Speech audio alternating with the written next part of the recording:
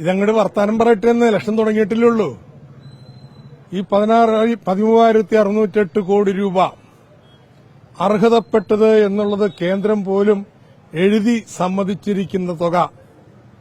അത് തരാതെ കേരളത്തിൽ സാമ്പത്തിക പ്രതിസന്ധി ഉണ്ടാക്കുന്നത് മലയാളിയുടെ ആത്മാഭിമാനത്തെ ചോദ്യം ചെയ്യുന്നതാണ്. ഇതിനെതിരായിട്ട് ജനകീയ രോഷം ഈ തെരഞ്ഞെടുപ്പിലുണ്ടാവും. എന്റെ ക്യാമ്പയിൻ പോയിന്റ് ഇതാണ് കേട്ടോ, ഒരു സംശയം വേണ്ട. സകല സ്ഥലത്തും ഞാൻ പറയുന്ന പോയിന്റ് ഇതാണ്. ഇവരൊരു പാഠം പഠിപ്പിക്കേണ്ടതുണ്ട്. ഈ 5-ാം പത്തിപ്പണി കൊണ്ട് കേരളത്തിൽ വോട്ട് പിടിക്കാൻ പറ്റുമെന്ന് കരുതണ്ട. അതെന്ന് നമുക്ക് നാട്ടിൽ ചർച്ച ചെയ്യാമെന്ന്.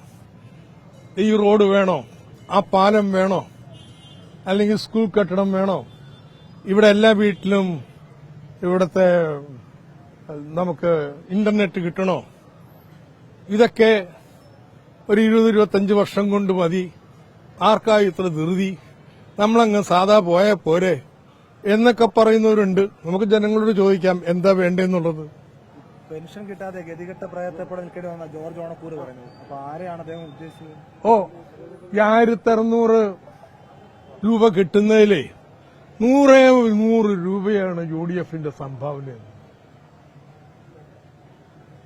ഇത്രയും നാൾ വരിച്ചിട്ട് ഈ പാവപ്പെട്ട കൊടുക്കാനുള്ള മനസ്സവർക്കുണ്ടായില്ലല്ലോ.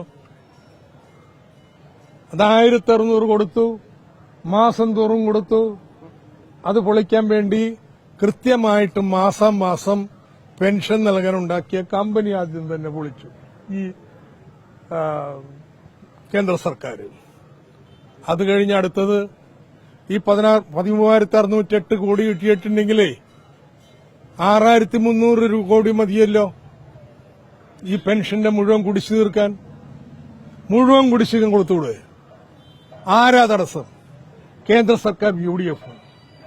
അവരാണ് പാവങ്ങളുടെ പെൻഷന് തടസ്സം നിൽക്കുന്നവർ ആണ് ഞാൻ പറയാം.